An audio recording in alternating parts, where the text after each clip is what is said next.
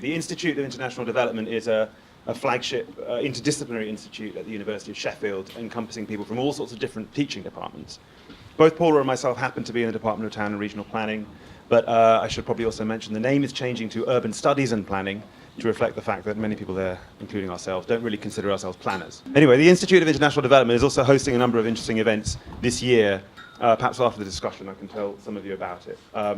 But it's a great pleasure to be here at this event, which is jointly hosted by ARI and SIID, particularly coming at the end of this line of events. Should I be doing something? Oh, it's getting sorted, okay, sorry.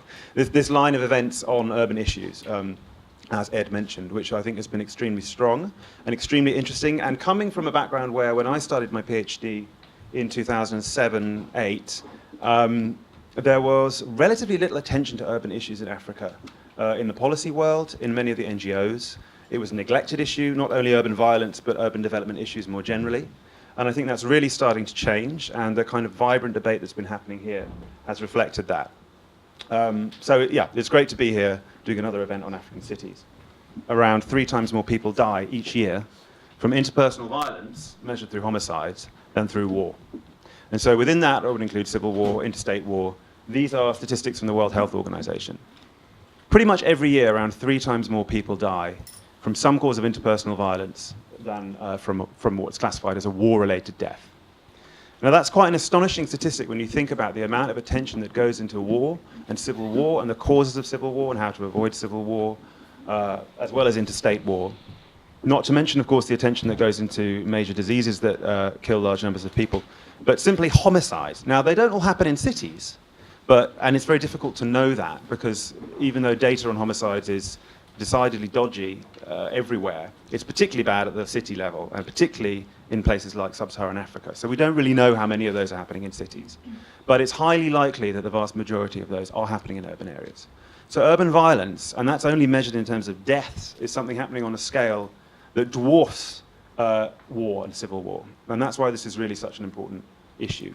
What I want to do just before I start my own short presentation on urban protest in Uganda, which is just one very specific type of urban violence I'm going to be talking about, and particularly why protest becomes increasingly violent and people resort to rioting as a particular form of what we might call civic conflict. I'm just going to briefly highlight what I think are some key questions and themes around this whole issue of urban violence that really need to be addressed and thought about in more detail.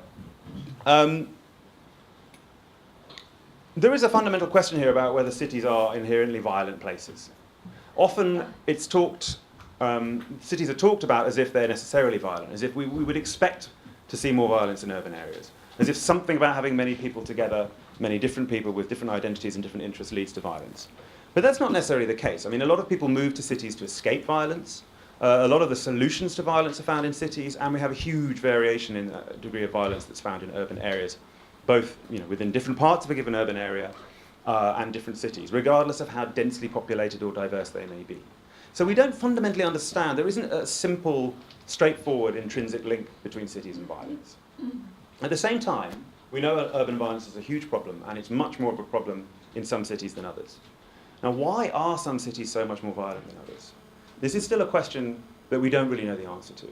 Getting the kinds of data that you need to answer that question is very hard. It requires both qualitative and quantitative study. Why, for example, in the context of Africa, is Nairobi such an extremely violent city in many ways, in many areas of the city? Whereas other cities at similar levels of development, in countries with quite similar institutional setups and so on, don't show the same degrees of violence. There are many different competing explanations for why this might be. And another question, of course, is when does conflict become violence? Conflict and violence aren't the same thing. So while I've just said I don't think cities are necessarily inherently violent places, I think they are inherently conflictual and antagonistic processes, because they do concentrate people, they concentrate difference, they concentrate inequality. But the fact that that leads to conflict, and it always does, and that is what the arena of urban politics is about, doesn't necessarily mean it leads to violence. Sometimes it does, sometimes it doesn't. So understanding the political, institutional, geographic drivers of these phenomena is something that still requires a huge amount of research. And another kind of big question is what kind of urban violence, what kind of civic conflict we're talking about, and how visible is it and why? Some of the cities cities that I've studied, for example, Kigali, Rwanda, that has seen a dramatic reduction in crime and is considered to be a very safe city, actually it contains huge amounts of violence that happen behind closed doors. Why do we see some forms of violence that take place on the streets, that take place in ways that is meant to be perhaps deliberately visible, and other forms of violence that is supposed to be deliberately very invisible and happens between intimate partners or in households? And these are all important questions for the study of urban violence.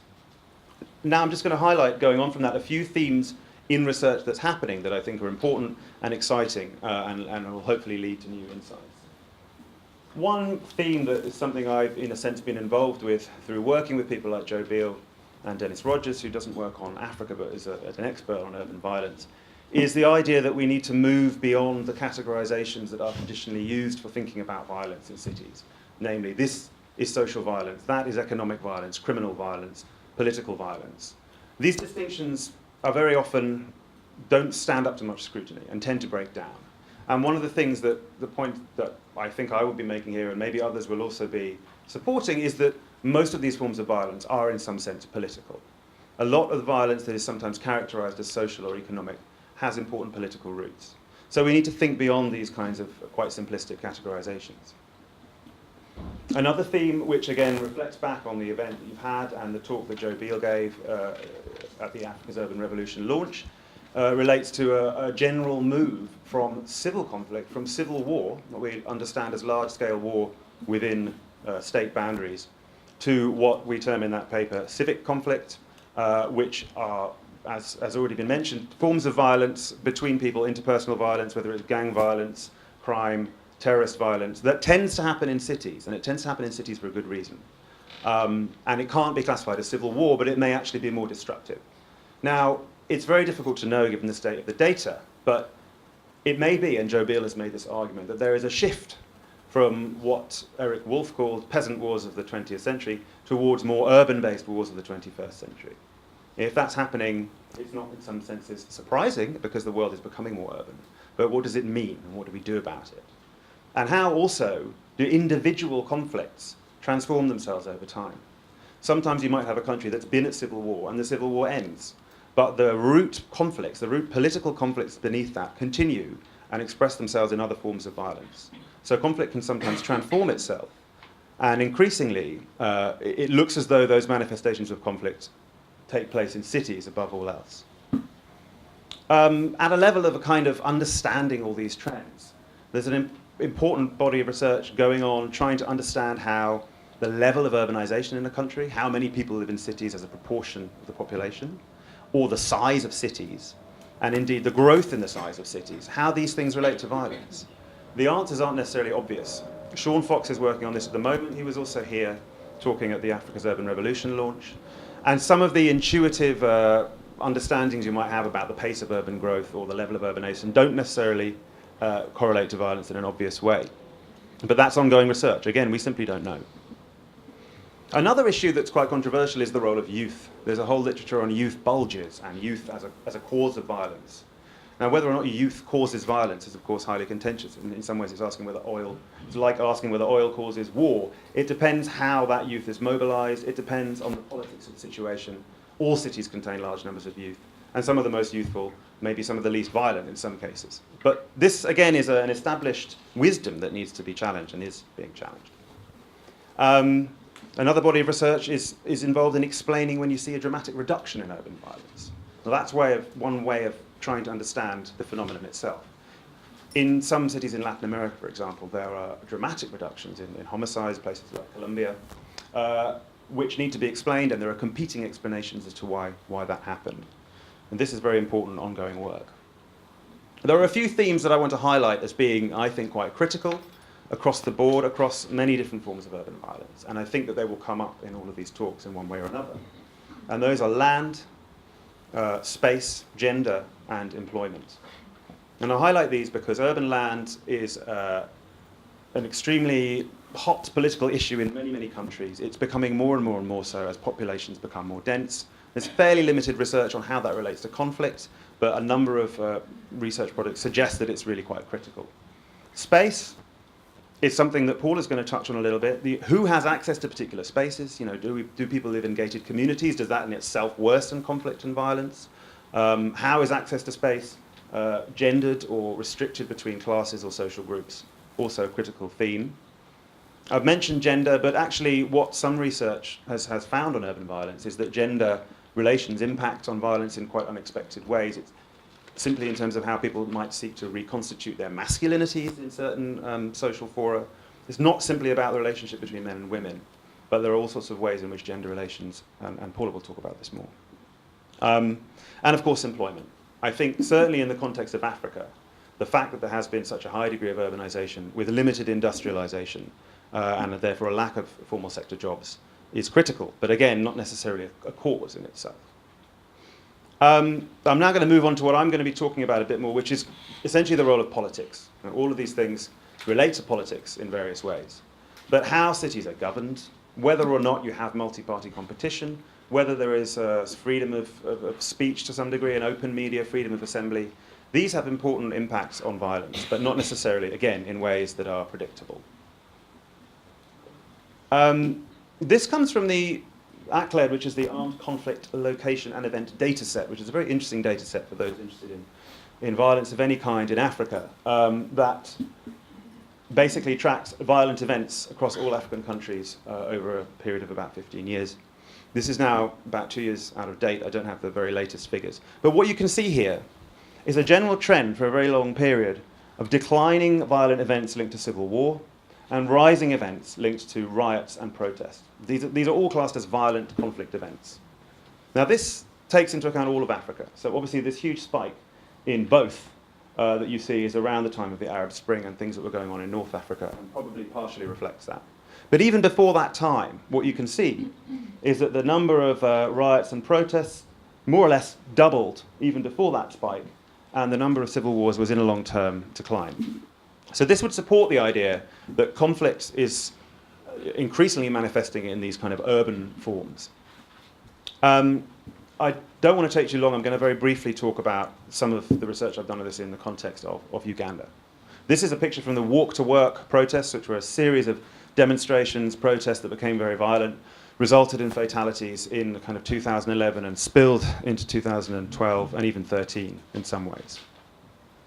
And one of the ways that I've looked at this is using Albert Hirschman's famous distinction between exit and voice, in the sense that, and this is other people have also looked at urban protest in this way in Africa, namely Jeffrey Herbst about 20 years ago. And he makes the argument that essentially, if you're dissatisfied with the government, you have options. You can leave, you can defect to an opposition party, you can leave the country, or you can try and exercise your voice, building on Hirschman's distinction, and say, we don't like what's going on here. Around the time of the end of the Cold War, more and more people moved to cities in Africa and started to protest and demand democracy and started to exercise voice. And in Herbst's analysis, this is partly because there was much more limited freedom to move over borders and there weren't opposition parties to vote for. But the question is, what happens when you don't have an effective democracy that comes out of that? And people start to feel over time that their attempts to exercise voice are meaningless and amount to nothing. What options are you left with? And I think that's the kind of situation where you see what in one paper I wrote, drawing on the language used by people in Uganda, people would just call noise, which essentially is a riot, is a protest that may not have a clear political agenda, but is expressing some kind of deep frustration with a lack of a capacity to exit or use voice, essentially. And I think this is something that you can see across the continent due to the number of countries that have democratized, but then that democracy has started to be pulled back from under people's feet. This is a graph based on the same data set that I used before, but specifically on Uganda. Actually, this is specifically on Kampala, where most of my research has been. But what you can see, I don't know if you can see this, but I've divided the period into two sections. The first lighter column is 1998 to 2004, and the second columns are from 2005 to 2011. Now, I'm interested in this later period because that is when multi-party democracy came in Uganda, officially. Multi-party system was reintroduced after several decades.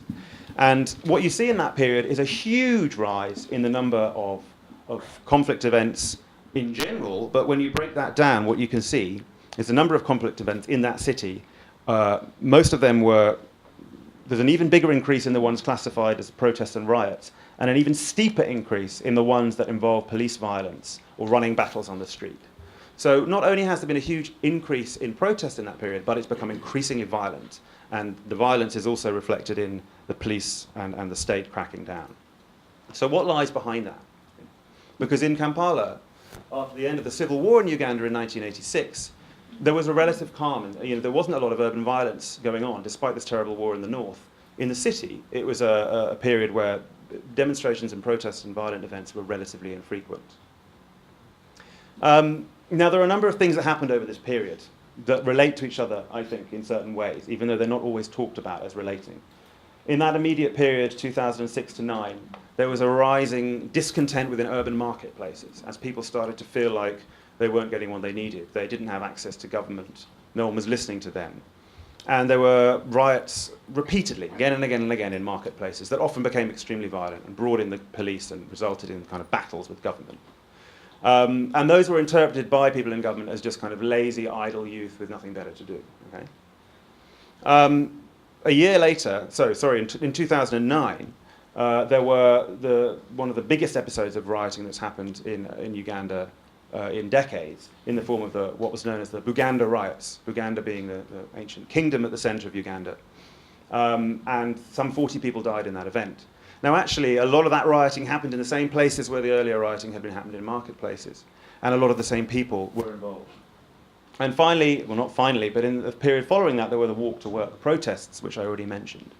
And these were about the election, they were about the opposition leader believing that he'd had an election stolen from him, and they were also about rising inflation and rising prices for urban people. But through all of this, I think there were some kind of repeated dynamics and certainly similar people involved, and a growing sense that rioting, that protesting, that exercising some form of civic violence to get the attention of the government was somehow a way to get a response, was a way to communicate, was a sort of language in a sense. But can you please, am I running out of time? I must be running out of time. You are. Okay, that's fine. I shall run through this slide and then probably skip over some of the detail. But yeah, as I've said, and this again is in their own words, this sense that people had no voice in relation to the city government, that they had no voice in relation to the formal democratic procedures introduced, was what, in their own words, that led them to riot. And then they found that in rioting, they got some kind of response. It may not have been exactly what they wanted. It may have been quite short-lived. But this idea that, well, that's how you get results, has created what you could call a sort of norm, right, and of civic conflict, this kind of violence as a means of participating, when there are real channels of participation. And as many of you know, Uganda was one of these donor darlings that introduced decentralization reforms and local democracy reforms. These meant very little to people. So this was the parallel participation that mattered. And I was struck by a newsreader making this quote saying, like has been the norm, the activists for change led by FDC President Kizza Besigye, who was the leader, left the venue, and within a few seconds, the charged youth began hurling stones at the police, and police responded by firing tear gas. I mean, this became the course of events that was happening on a daily, weekly basis. And it becomes very difficult to undo that kind of a norm. I'm going to go through to my conclusions because I don't want to take up any more time. And essentially, there we'll get to the point. But the point that I make in a paper that I was going to talk about in more detail is also about how the government uses democratic institutions, in particular in this paper, which I bought printed copies of if anyone wants it, because I don't have time to talk about it, is that using the legislature to talk about laws, to draft laws and debate laws that are very contentious and that anger the political opposition and divide them, is one of the ways in which, in a democracy where you have an authoritarian leader who doesn't want to leave power, you can try and manipulate the political environment you find yourself in. And I think these kinds of authoritarian manipulations in a sort of semi-democratic or hybrid regime, where you have very real democratic forces emerging in Uganda. You have quite a free media, it's quite vibrant. You do have opposition parties, even though they're weak. And so there are democratic forces to contend with. And the ways in which the government has tried to manipulate those democratic institutions has actually fed into increasing frustration and increasing violence on the streets. So, yeah, essentially, what I've argued in the case of Uganda, and I think it may have ramifications elsewhere, is that the attempt to democratize in many African countries, which many people would say is failing or achieving limited purchase, has created an environment where you have a relatively educated urban sector who understand the idea of democracy but are frustrated by the lack of it in reality. And this creates a situation where governments need to manipulate democratic processes and also feeds into further violence. Yeah, so I won't go on anymore. I haven't really had time to talk about the paper I wanted to in any detail, but I was more concerned to present this general picture, I think, of what some of the emerging issues are in urban violence research.